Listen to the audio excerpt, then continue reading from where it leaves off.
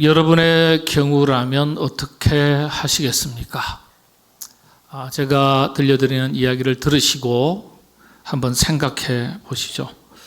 폭풍우가 몹시 치던 어느 날 밤에 한 노부부가 필라델피아의 변두리 작은 호텔에 찾아왔습니다. 예약 없이 찾아와서 방을 요청을 했습니다. 방이 있다면 두말 없이 내어줄 수 있겠죠.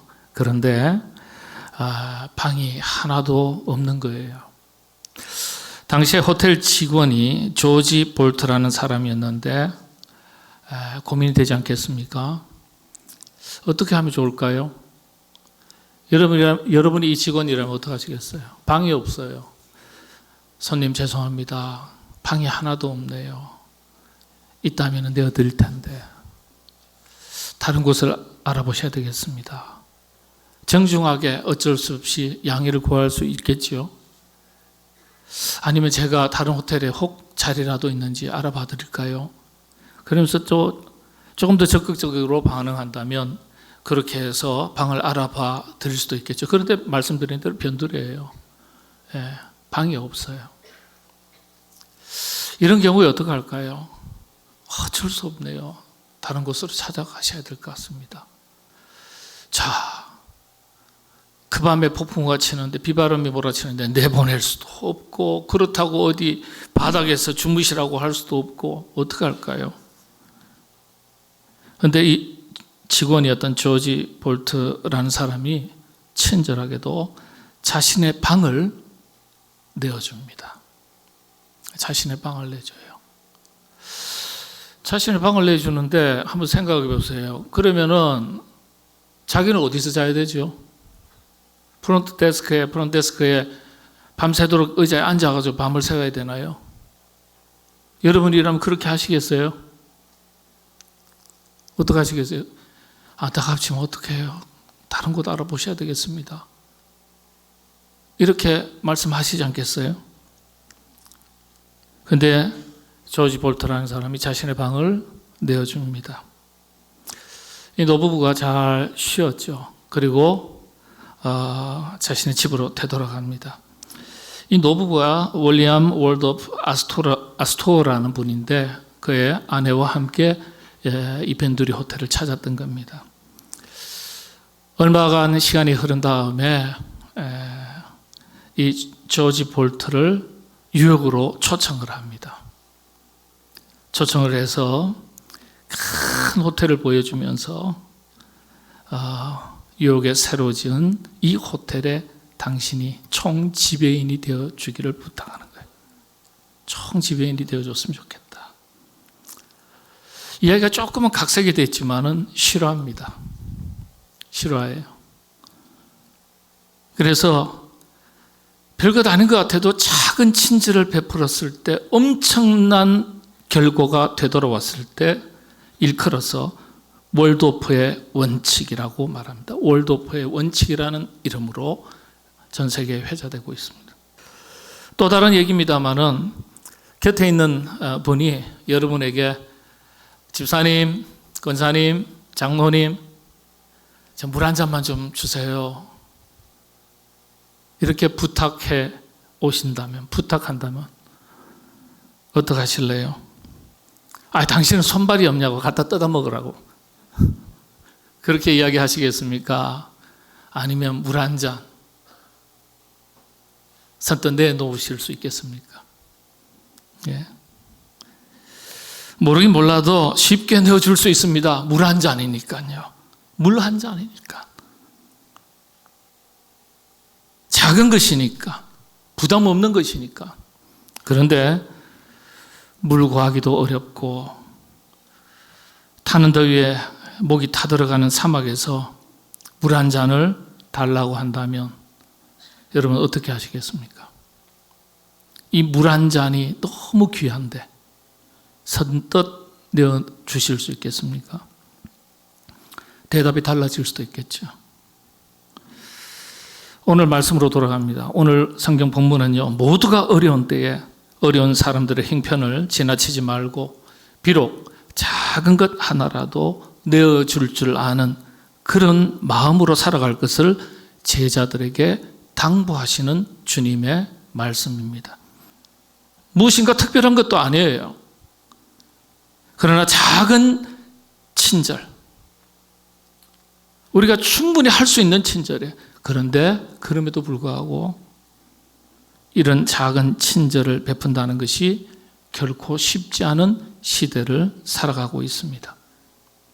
자기의 것을 기꺼이 내어준다는 것, 희생한다는 것, 나누고 베푼다는 것, 어려운 시대를 살아갑니다. 자기중심적인 시대, 이기주의적인 시대, 자기를 우선시하는 시대, 이런 시대에 자기의 것을 기꺼이 내어주고 때로는 손해도 보고 희생하는 것도 감수해야 될 때 그 친절을 베풀기는 쉽지 않습니다.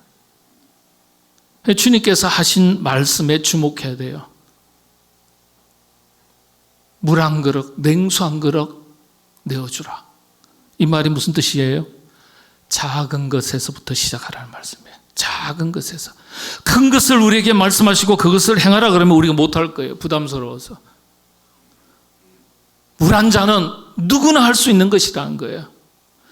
누구나 마음이 있으면 충분히 할 수 있는 그런 작은 것에서부터 시작하라는 거예요.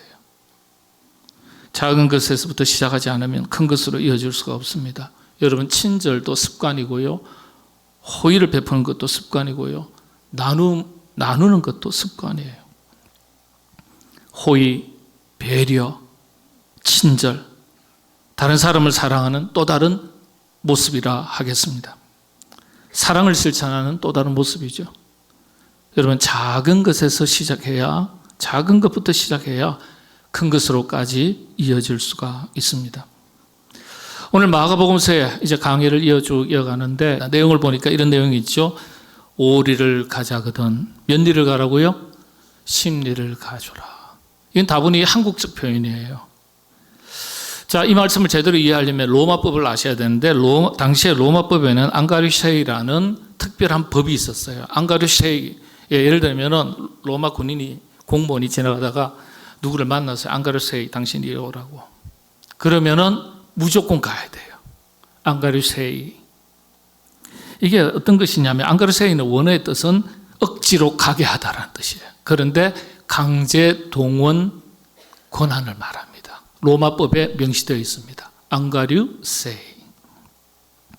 이게 어떤 것인지 설명드리겠습니다. 로마 군인들이 식민지를 관리할 때 식민지를 다니지 않겠습니까? 길을 가다가 무거운 짐이 있거나 뭐 일 좀 시킬 일이 있으면 지나가는 식민지 백성들을 불러요. 앙가류세이 당신이 오라고. 이 짐을 어디까지 지고 가라, 옮겨 달라 명령합니다. 그때 사용하는 말이 앙가르세이고 그 법을 얘기하는 거예요. 앙가르세이 법이다.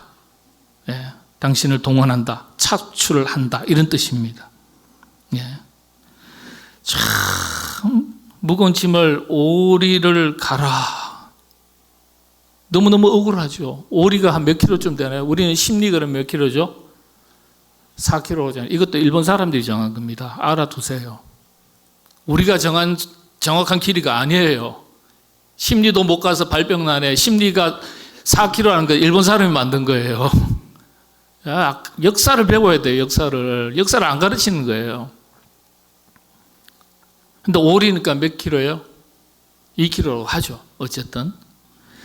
그런데 여러분들 5km, 2km를 가야 된다는 거예요. 무거운 짐을 들고서. 이야, 기가 막히죠. 예.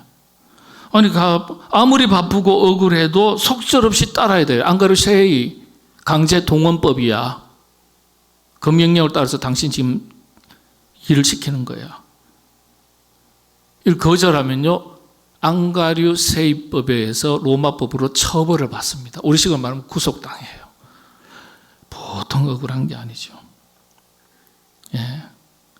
그런데 예수님께서는 그 억울한데 2km를 가자 하더라도 어떻게 해요? 10리를 가져라. 10리. 그럼 2배잖아요. 여기 한글 성경에 번역이 1개입니다.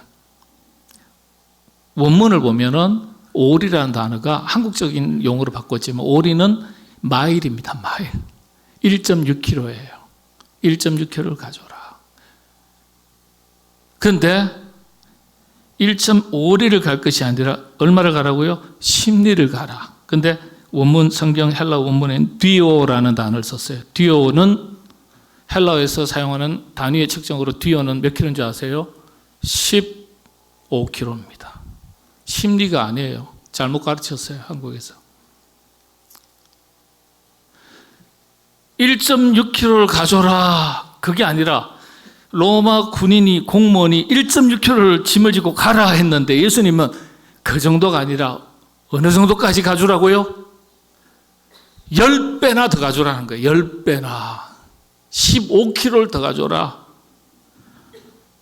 여러분 1.6km 가는 것도 억울한데 원통한데 무려 15km까지도 같이 가주라. 말이 됩니까 이거? 거절할 수 있는 경우가 딱 한 차례 있어요. 하나 예외적인 게 있어요. 경우가. 그건 가족의 장례가 있을 때만 예외입니다. 전 가족의 장례 때문에 못 갑니다. 그럼 오케이. 나머지는 그 명령을 받아들이지 않으면 구속입니다. 로마법이에요. 그래서 당시에 이스라엘 백성들은 이 앙게르세일의 법에 대해서 아주 굴욕적인 명령이라고 생각해서 아주 싫어하고 민족적인, 종교적인 수치로 여겼습니다. 그러니까 이스라엘 백성들의 입장에서는 도저히 수용 불가능한 가르침을 예수님 말씀하신 거예요. 누가 오리를 가자 하거든 앙게르세이라고 말하면 오리가 아니라 그 이상의 10배까지도 억울하지만 속상하지만 그래도 가져오라. 분노를 듣는 입장에서는 분노를 유발할 수 있는 가르침이에요. 그것도 자발적으로 그렇게 하라고 하셨으니까 듣기 좋은 말이 결코 아니에요. 여러분 이 이야기가 성경에 그대로 기록되어 있습니다. 예를 들면 예수님께서 십자가를 지고 쫙 골고다 언덕을 가시는데 갑자기 넘어지시고 아마 그러시지 않겠어요? 대신 그래서 그 십자가를 누가 대신 지게 했죠? 구레네 시몬이에요. 구레네 시몬. 그런데 성경을 보면요. 마태복음 27장 32절에 보면 로마 군인이요. 구레네 시몬 보고 구레네 시몬이 자원해서 십자가를 대신 진 게 아니에요. 로마 군인이 뭐라 그런 줄 아세요? 앙게르세이 그랬어요.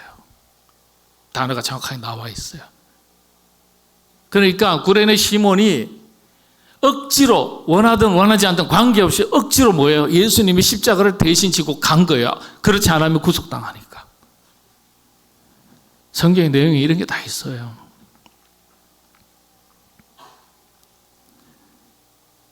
참 기가 막힌 거죠.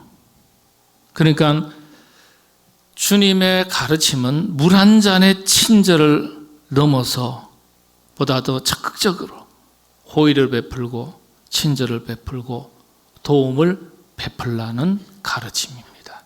그걸 제자들에게 말씀하신 거예요. 억울해할 수 있는 제자들에게 아니다. 그래도 도와줘라. 그래도 베풀어라. 그래도 섬겨라. 이런 뜻입니다. 그 다음에 또 마태복음 5장에 있는 제자들 따로 불러가지고 가르치신 말씀 산상수훈 뒤에 속옷을 누가 속옷을 달라거든 겉옷까지도 내어주라. 이런 말이 있죠. 예, 겉옷.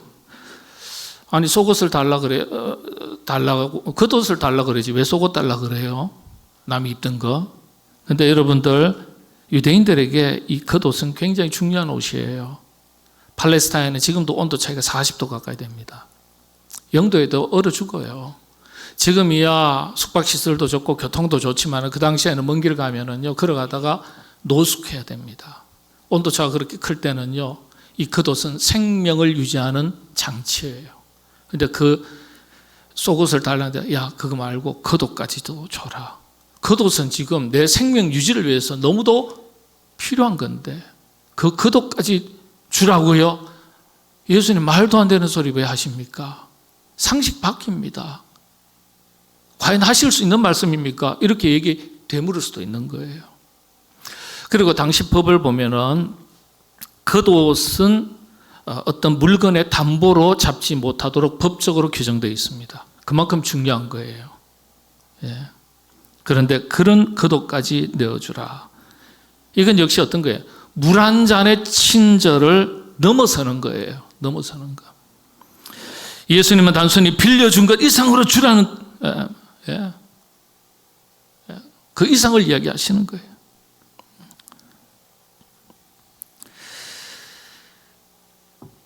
당시에 유대인들의 자존심, 분노, 억울함을 정면으로 자극할 수 있는, 건드릴 수 있는 메시지였어요.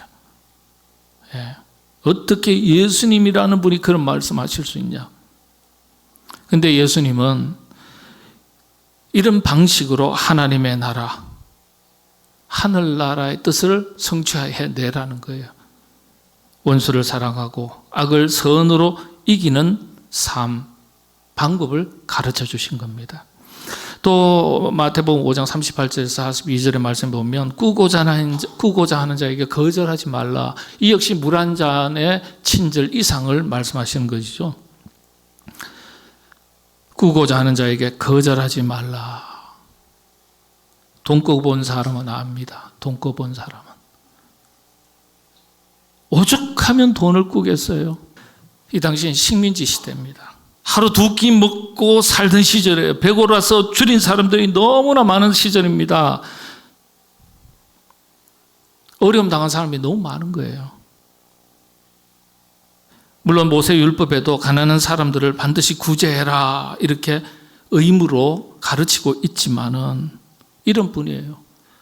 식민지 시대에 나 먹고 살기, 우리 가족들 가정 먹고 살기에도 빠듯한데 구제의 손길을 내민다는 것은 어려운 거잖아요. 사람의 인심이 어디에서 난다고 하죠? 속담처럼 전해 내려오는 말. 먹는 데서 난다, 곡간에서 난다, 호주머니에서 난다 그러잖아요. 뭐가 있어야 베풀고 나누고 구워주죠. 당장 나부터 배를 곪게 생겼는데 내 자식부터 먹이지 못하게 생겼는데 어떻게 구제의 손길을 펴니까? 그러니까 당시에 어려운 사람들이 많으니까요. 그걸 도와주라고 가르쳐도 이런 핑계, 저런 핑계, 꾀를 부리거나 거절하는 경우가 대단히 많았다는 기록이 남아 있습니다. 예. 예수님은 그런 상황, 환경, 어떤 동기나 결과를 따지기 전에 먼저 자비롭게, 너그럽게, 관대하게 대하라, 베풀어라. 그렇게 가르쳐 주신 거예요. 팔복을 선포하신 다음에 제자들에게 이 내용을 가르치신 거예요. 뭐 팔복할 때는 막 사람들이 다 많으니까요. 제자들만 따로 모였을 때 훨씬 더 강하게 가르치신 거예요. 하늘나라 복음의 핵심은 하나님의 성품인 사랑과 자비,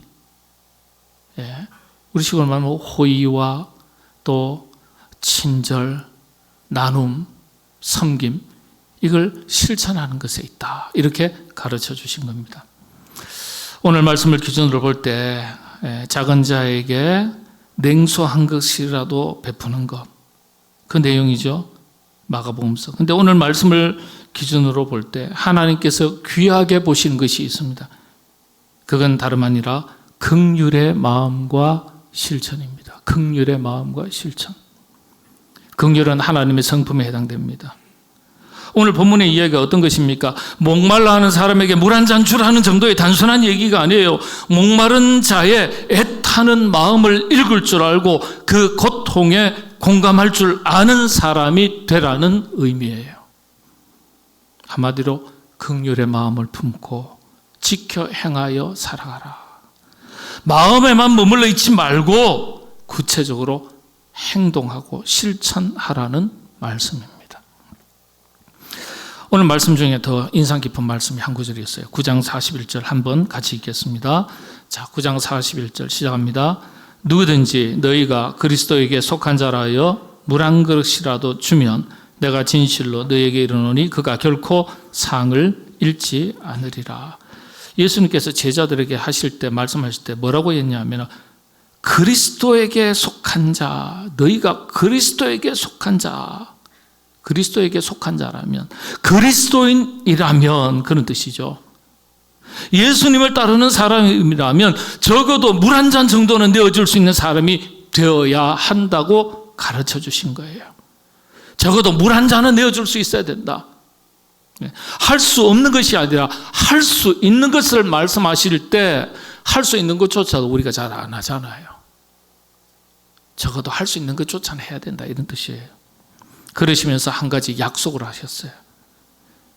결코 상을 잃지 않으리라. 하나님께서 허락하시는 상이 있다는 거예요. 작은 자에게 베푸는 작은 친절 하나라도 하나님이 기억하시고 그에 걸맞는 상으로 갚아주시겠다는 거예요. 감사한 일이죠. 하나님의 약속이니까. 본문의 뜻을 더 정확하게 이해하기 위해서는요, 여기서 세 가지 단어, 키워드에 주목할 필요가 있는데요.